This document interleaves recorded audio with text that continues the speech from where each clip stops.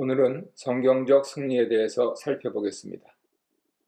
하나님에 의해 왕권의 위협이 된 다윗은 결국 도망자 신세가 됩니다. 신기하게도 다윗은 계속해서 위기를 모면할 뿐 아니라 전투에서 승리하며 세력을 모아갑니다. 그가 그렇게 할 수 있었던 원인은 여러 가지가 있죠. 궁극적으로는 하나님의 도우심 때문입니다. 그런 만큼 사람의 이성으로는 계산하기 힘듭니다. 신앙의 눈으로 봐야 합니다. 설명이 안 됩니다. 아무리 힘들어도 계속 승리해 가기 때문이죠. 성경은 이런 종류의 승리의 삶을 살라고 우리를 격려합니다.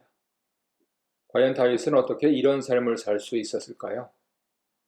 오늘 여러분과 세 가지 승리 요인과 그 요인들을 하나로 결집하는 결정적 요소가 다름 아닌 하나님께 여쭙는 태도에 있었다에 대해 나누려고 합니다.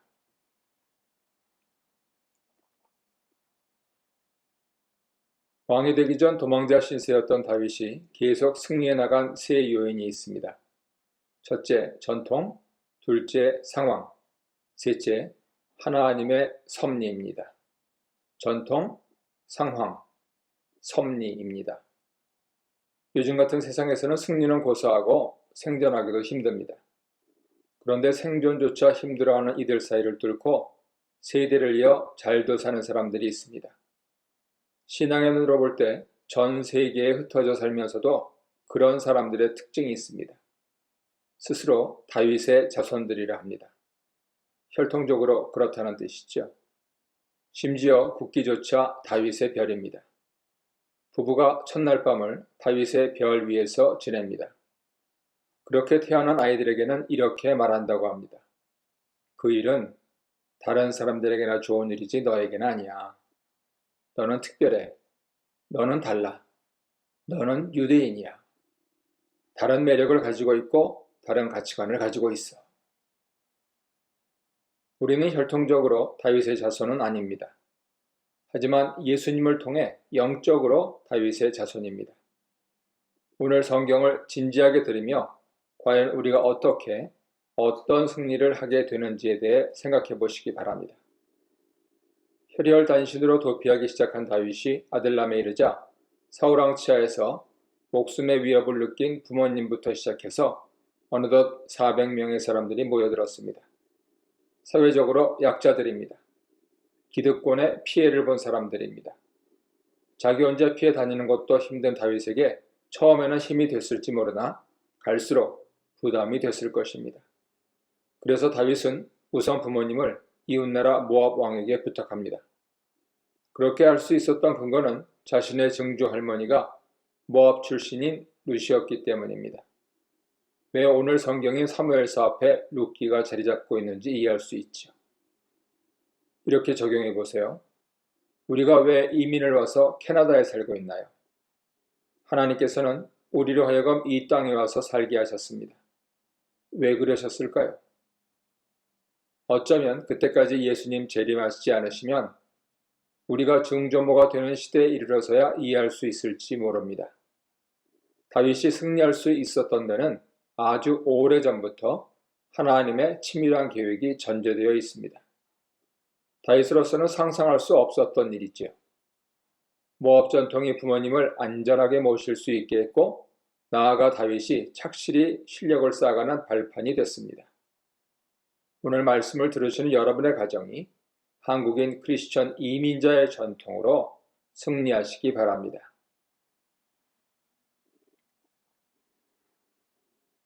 전통에 이어 두 번째로 다윗이 승리할 수 있는 상황이 발생합니다. 주보에 인쇄된 지도를 보시면 제일 위쪽에 노비라는 제사장 마을로 급히 도피해 갔을 때 일입니다. 선지자 예레미야의 고향입니다. 자기 혼자 종자만 데리고 왕의 눈을 피해 노베 아히멜렉 제사장에게 도움을 청했지요. 제사장은 왕의 사위이자 전쟁 영웅인 다윗을 환영했습니다. 다윗은 특수 임무 때문에 혼자라고 둘러댔죠. 제사장은 아무 의심 없이 제사장들만 먹는 진설병을 나누어 줬습니다. 예수님께서도 말씀하셨던 내용이죠. 그리고 비무장인 다윗에게 골리앗의 칼도 줬습니다. 그런데 이것이 비극의 시작이었습니다. 이 사실을 이웃나라 에돔 출신으로 왕의 가축을 관리하던 신하가 적발한 것이죠. 자기 스스로 화를 참지 못하고 신하들을 질타하고 있는 왕의 심기를 맞추려고 이방인 간신은 아히멜렉이 다윗을 영접했던 사실을 밀고합니다. 대노한 왕의 명령으로 제사장 일가와 동네가 진멸당합니다. 하나님의 원수를 진멸하라는 명령에 순종하지 않던 왕은 이방인을 시켜 하나님의 제사장과 촌락을 진멸합니다. 이런 인생이 어떻게 복을 받을 수 있을까요? 아무리 왕이라도 말이죠.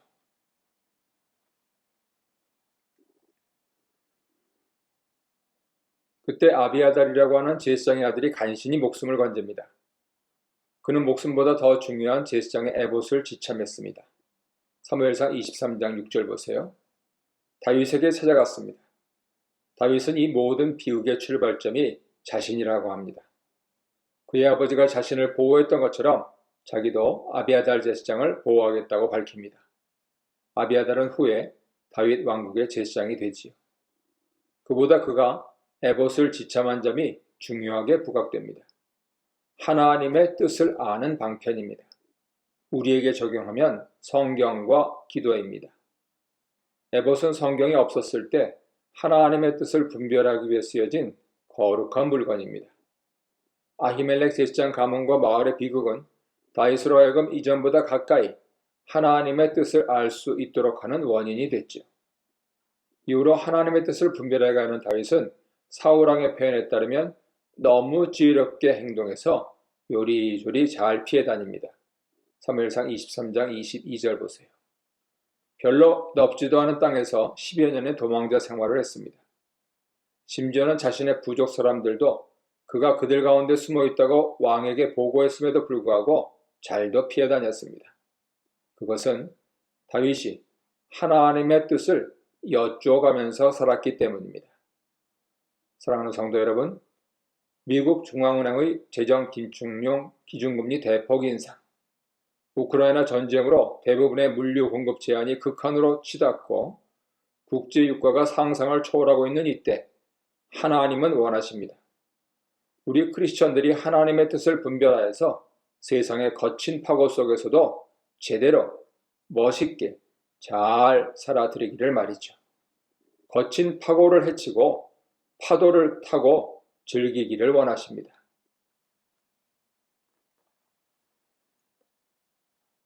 이를 위해 우리가 경험할 수 있는 상황을 만드십니다. 집에 가서 곰곰 생각해 보십시오. 이것도 지나가리라 했던 일들이, 더구나 힘들었던 일이 변하여 나에게 얼마나 큰 위로와 기쁨이 되었는지요. 불과 얼마 전까지만 해도 그저 스쳐 지나간 일을 통해 나로 하여금 하나님께 가까이하여 복을 받을 수 있도록 하십니다. 그러니 쉽지는 않겠지만 기억하십시오. 우리 장로교의 시조라고 불리는 짱깔병이 자기 앞에 두고 평생을 산 몇 성경 구절 중에 하나입니다. 하나님께 가까이함이 내게 복이라. 내가 주 여호와를 나의 피난처로 삼아 주의 모든 행적을 전파하리이다. 시편 73편 28절 말씀입니다. 이처럼 하나님께서 첫째 선대의 전통으로, 둘째 당대의 상황으로 다윗이 승리하게 하셨습니다. 이 자리에 모인 우리 모두 이러한 하나님의 능력을 체험하길 원합니다.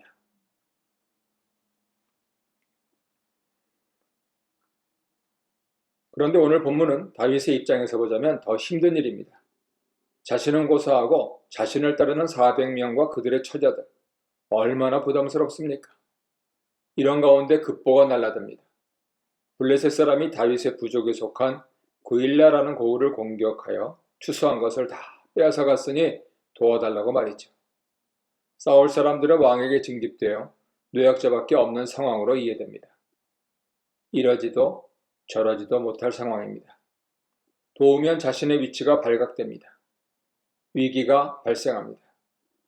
안 도우면 차기 대권 주자는커녕 상당한 힘이 있음에도 도망만 다니는 겁쟁이가 됩니다. 위신이 말이 아니게 되죠. 그래서 다윗은 하나님께 여쭙습니다. 이러지도 저러지도 못하기 때문입니다. 제가 도와야 합니까? 라고 질문하지 않습니다. 제가 이 블레셋 사람들을 공격하리까? 라고 여쭙습니다. 하늘과 땅 차이입니다. 제가 도와야 합니까?는 자기에게 힘이 있음을 전제합니다.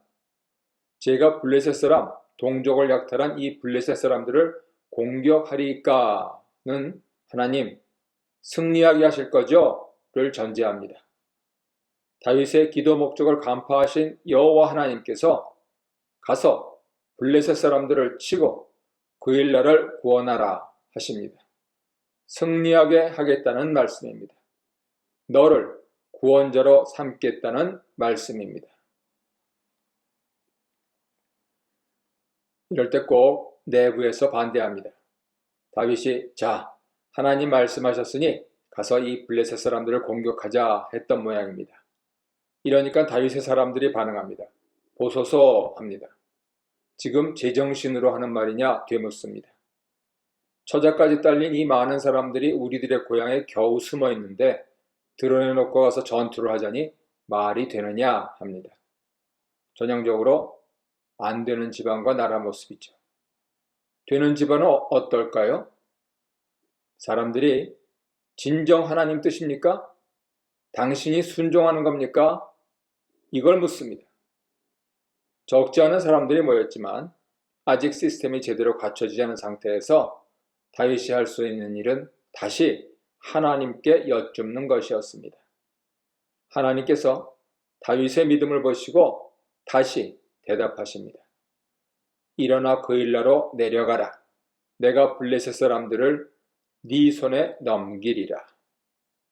반복된 하나님 명령이라고 하니 다윗의 사람들도 어쩔 수 없었습니다.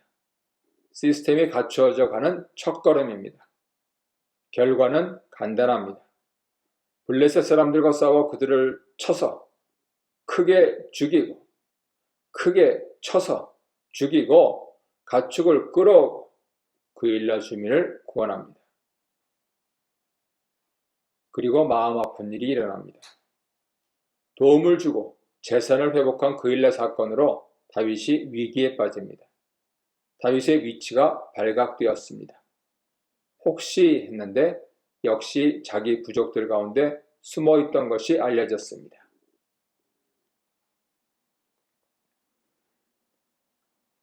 왕은 자신이 점점 멀리하고 있는 하나님이 드디어 그를 잡게 했다고, 달아날 방도가 없는 곳으로 밀어넣었다고 좋아합니다.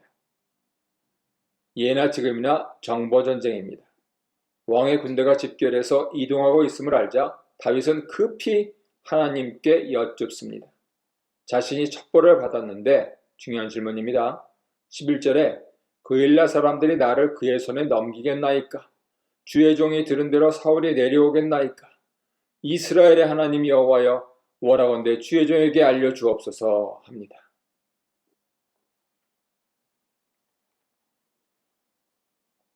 하나님은 왕이 내려온다고 하십니다. 다윗의 첫 질문이 남았습니다.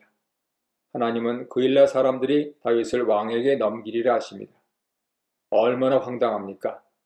겨우 살려놓았더니 자신을 죽이려고 하니 말입니다. 우리 같으면 어떻게 할까요?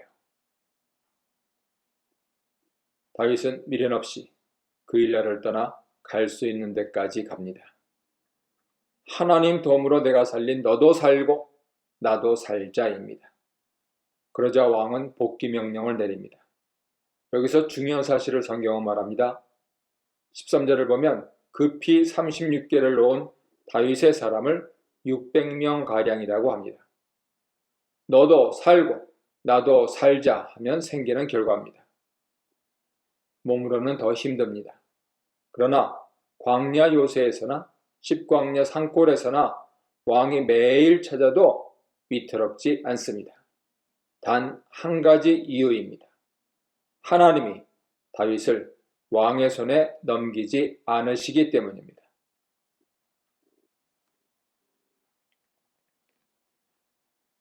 왕위 계승서열 1위인 요나단은 하나님 뜻에 순종하여 스스로 다윗의 다음이 되겠다고 합니다. 당장 아무것도 없어도 힘있게 하나님을 의지하라고 격려합니다. 생전의 마지막 만남에서 고백합니다. 위대한 우정입니다. 하지만 자기 부족인 집사람들은 기득권 편에 섭니다. 불확실한 미래 권력보다는 확실한 현재 권력에 기생하겠다는 뜻이겠죠. 변화에 대한 저항입니다. 다윗 일행이 마온 광야 아라바에 있을 때 거의 잡힐 뻔합니다. 여기서 세 번째 승리 요인이 등장합니다. 26절입니다. 사울이 산 이쪽으로 가며 다윗과 그의 사람들은 산 저쪽으로 가며 다윗이 사울을 두려워하여 급히 피하려 하였으니 이는 사울과 그의 사람들이 다윗과 그의 사람들을 애워싸고 잡으려 함이었더라. 전령이 사울에게 와서 이르되 급히 오소서 블레셋 사람들이 땅을 침노하나이다. 이에 사울이 다윗 뒤쪽 길을 그치고 돌아와 블레셋 사람들을 치러 갔으므로 그곳을 셀라 하만 곧 분리하는 바위라 칭하니라. 다윗이 거기서 올라가서 엔게디 요새에 머무니라. 앞서 다윗으로 하여금 기막힌 전통과 상상 못할 상황으로 승리하게 하신 하나님께서 세 번째로 전혀 예상치 못한 방법으로 다윗을 구하실 뿐 아니라 요새까지 주십니다. 옛부터 외적으로 외적을 친다고 하죠. 금방 선하게 잡힐 것 같은 다윗을 눈앞에 두고 왕은 눈물을 머금고 후퇴합니다. 나라가 있어야 정권 투쟁도 하는 법이죠. 왕권이 흔들릴 정도로 블레셋 전쟁이 심각해지게 만드셨습니다. 하나님 능력입니다. 하나님 섭리입니다. 하나님 섭리입니다. 숨바꼭질하는 건 왕 맘이나 다윗을 승리하게 하는 건 하나님 맘입니다. 외적을 동원해서라도 그렇게 하셨습니다. 우리가 예수 믿는 재미가 이런 데서 맛볼 수 있습니다. 교회에 나와 웃고 떠드는 것도 재미있습니다. 하지만 우리가 예수 믿는 근본 목적은 거기에 있지 않습니다. 세상에 나가 웃고 떠들어야 맞습니다. 교회에 나와서는 웃기도 하고 울기도 하며 하나님 만납니다. 정작 해야 할 일은 이 하나님 도움으로 세상에 나가 웃고 떠들어야 합니다. 세상 사람들을 동원해서라도 하나님은 우리가 그렇게 살기 원하십니다. 우리가 그래야 세상 사람들이 하나님 살아계심을 의식합니다. 이 맛을 아는 우리가 은밀하게 위대하게 교회에 나와 새 힘을 얻고 다시 세상에 가서 살면 세상 사람들은 궁금해 못 견딥니다. 그 궁금증을 유발하기 위해 미리 헌신하고 사용받은 분이 다윗입니다. 이 다윗을 전통으로, 상황으로, 섭리로 위대하게 하시는 분은 하나님이십니다. 우리 교회에 적용하면 나의 전통 속에서, 상황 속에서 하나님 섭리 가운데 먼저 하나님의 살아계심과 당신을 찾는 우리에게 상 주심을 체험할 리더들, 다윗의 후예들이 요청됩니다. 기도하시고 결단하시기 바랍니다. 만반의 준비가 되어 있습니다.